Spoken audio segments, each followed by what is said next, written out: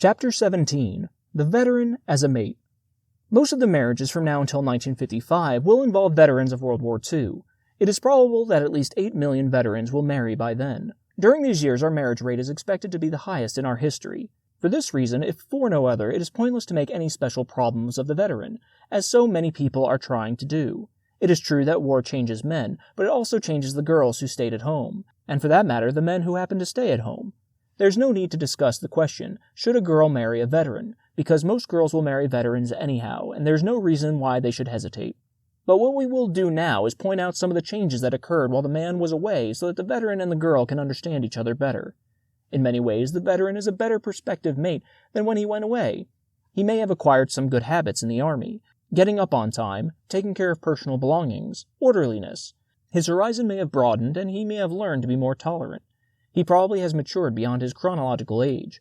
He has learned a great deal about loyalty to a cause, perseverance, and patience, all of which help make him a better mate. Often he has achieved an emotional independence from home and mother. He has become practical and very realistic. Most important of all, perhaps he has learned while away to appreciate the value of marriage and the home. He yearns more than anything to settle down in some quiet place with a nice girl and raise a family. He has had enough running around and being at loose ends. The veteran, of course, has lost and gained certain skills. He may seem crude, and he may appear to have lower ideals and standards. He worries a great deal about the future, is somewhat unsure of himself in some civilian situations. Ernie Pyle, the late, famed war correspondent, pointed out some of these changes when he wrote, "Our men can't make the change from normal civilians into warriors and remain the same people. Even if they were away from you under normal circumstances, they would not come home just as you knew them. They are bound to be a different people from those you sent away. They are rougher. Killing is a rough business. Language has changed from mere profanity to obscenity. They miss women. They express longings. Their whole conduct showed their need for female companionship. Money value means nothing to them. A man learns to get what he needs by requisitioning. It isn't stealing, it's the only way to acquire certain things. War puts old virtues in a changed light. We shall have to relearn a simple fundamental or two when things get back to normal. The standards of fighting men are those of men living without women, of men who have lost many of the moral values of our normal living. If they hadn't lost them, they wouldn't have been good killers. Some of them may have feelings of guilt or remorse from cheap women they have known. Others are shy and withdrawn because they have had long periods of isolation away from women. As a result of the war, many veterans have open or subconscious conflicts involving weakened morals, shattered values, duties to others, debt the government owes them, opportunities they have missed, war injuries or handicaps they incurred.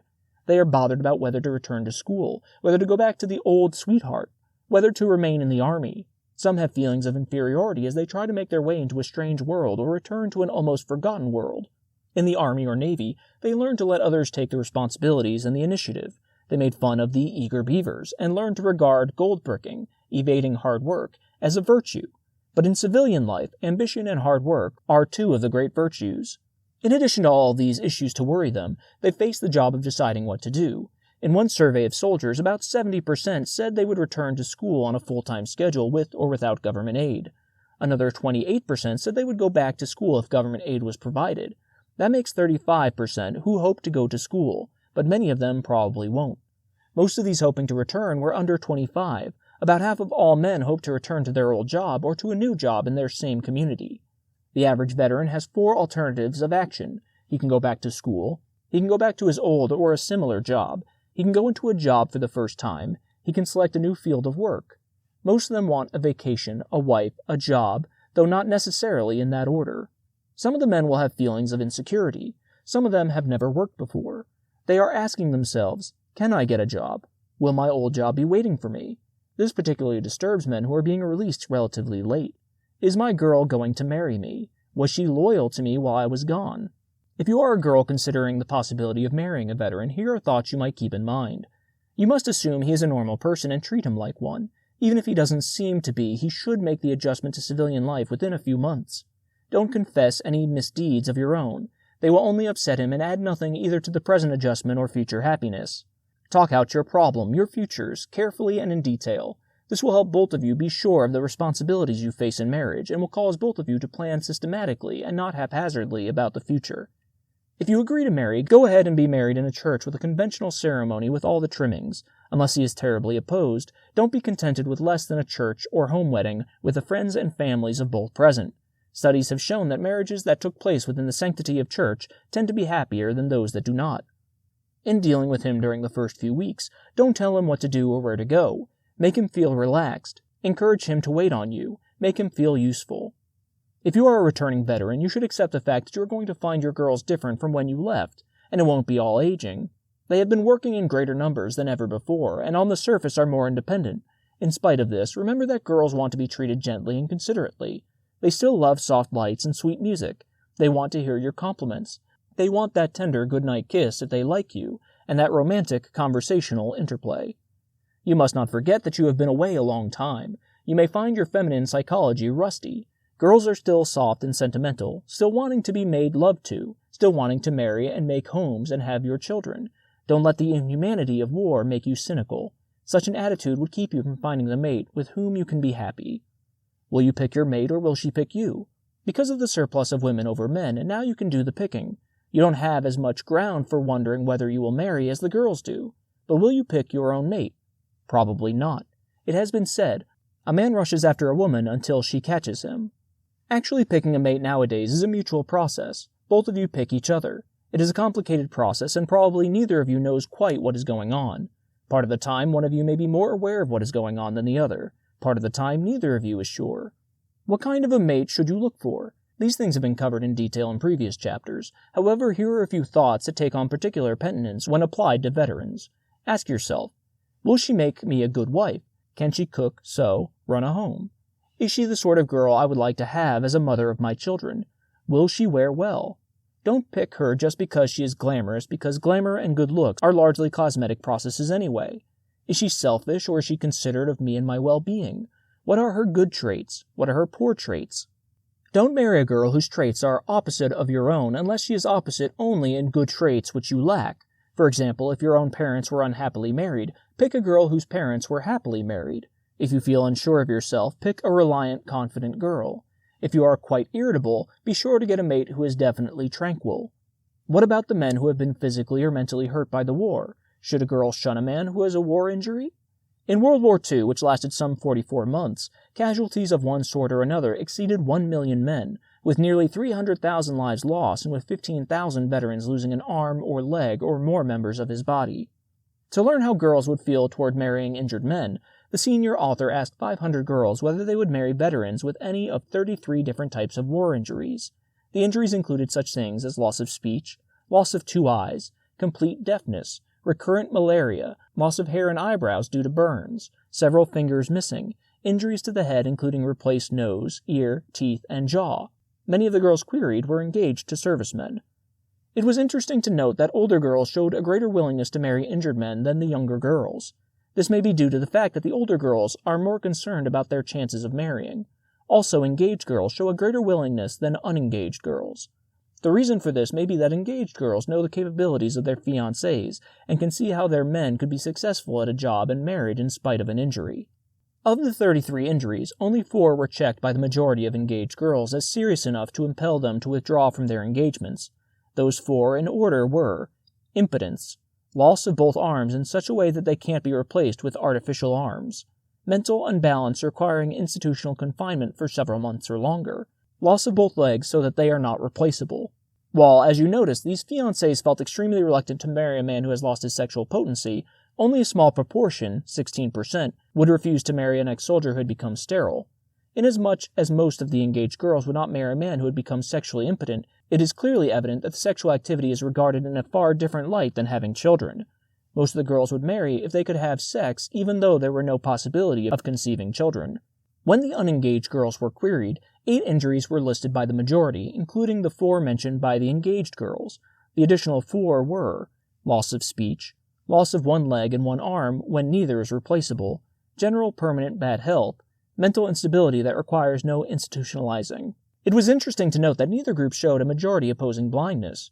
Also note that these girls listed loss of limbs only where they were not replaceable. Most girls professed willingness to marry men if they lost limbs that could be replaced by artificial ones. All the girls seemed to have been deeply impressed by the progress made in rehabilitating the injured. Many had seen the amazing results with their own eyes and so had lost their fears about marrying men with such injuries. Probably 75,000 returning veterans may have hearing impairments, but with hearing aids or lip reading, most of these men can be fairly normal within a few months. Even though a girl hesitates about marrying an impotent man, much of impotence is psychologically caused, and if so, is curable. Furthermore, the newer sex hormones science has discovered are wonder workers. Here are a couple of precautions that should be observed in marriages involving injured men. No girl should marry a veteran because of pity. It should be for love. No veteran should hesitate to marry just because he has a defect, providing the two love each other. One of them, preferably he, can make a living, and providing they have discussed the handicap and both understand its nature and limitations. They should give themselves a waiting period, just as any other two people who have been separated should do, for say 6 months before marrying. Remember that few people are 100% perfect physically. Under usual conditions, 18% of our working population has a definite physical defect or chronic disease. Of our war-handicapped, it is believed that some 80% can be placed, by careful selection of jobs, in work where they can be happy and just as productive in that particular job as they would be without the handicap. Another 12 or 13% will need rehabilitation before such placement can be made. Another 5% will need extensive rehabilitation, and even then will have to be placed in sheltered work. What about the psychological casualties of war? Here we do have a real problem. Before the end of the war, about a third of the Army's discharges were psychoneurotic cases of one form or another. But should you also remember that 1/6 of the men rejected by the draft, the 4 Fs, were rejected for neuropsychiatric reasons. The fact is that close to 1/4 of all the single men in this country are maladjusted to some extent. This helps explain the terrific rise in the rate of divorce. Psychoneurosis is a broad term covering combat fatigue, war nerves, ulcers, and other psychosomatic disturbances. In World War I, it was mistakenly referred to as shell shock. Don't feel that there is something lacking in a veteran who has suffered a psychological breakdown, because the facts show that unskilled bad eggs are less likely to break down than the men who had good records in clerical or skilled jobs in civilian life and were exemplary in their military conduct. Some of the factors producing breakdown in war service were long continued tension, repeated expectancy of injury or death, terrifying experiences, loss of comrades in war from battle, excessive physical fatigue, and insufficient sleep. Perhaps it would help you to understand the psychoneurotic if we explain just how these breakdowns occur. Try to bear in mind that all of us have a breaking point, which varies from person to person. This breaking point is a frustration climax and is reached whenever a person has had so many frustrations piled upon them that he can no longer endure them. The ability to take it is frustration tolerance. Any one of us can break if the frustrations are intense enough and long continued. So, when the soldier breaks, it simply means that his frustrations have been more than he can bear. It is nothing to be ashamed of and has nothing to be hidden. In a war, the soldier is constantly exposed to the threat of death, and never seeing his loved ones again. But in civilian life, death does not constantly threaten him, and normally he is not so beset by frustrations. Immediately after the 1918 armistice was signed, thousands of soldiers who seemed to be neurotic, shell-shocked, etc. recovered very quickly. Why? Because their lives were no longer threatened. They could return home and were relieved from the noise of battle and the emotional upheavals of seeing comrades shot down. What does this tell you? Simply this. When such a veteran comes home, he may seem strange and nervous. He may be cynical about girls and disgusted with things in general. He may even break out in tears occasionally and will gripe a great deal. But he usually will return to normal soon. It may take a month, 3 months, even 6 months. If you are his girl, just be patient. Don't make him talk. Don't ask him for harrowing details of battle. Encourage him to get plenty to eat, sleep, and rest. Don't drag him around and show him off. Give him lots of love and affection. Keep him busy and occupied when he is in the mood. In short, be natural with him, but don't pamper him too much or too long. As for marriage, there is no reason why he shouldn't marry. He will usually make a perfectly normal husband if he isn't exposed to new, continued frustrations. If he is still unsettled, certainly don't marry yet, because marriage, and the responsibilities marriage involves, will certainly not help him. The best procedure would be to wait at least 6 months and then marry, unless his doctor or psychologist advises against it.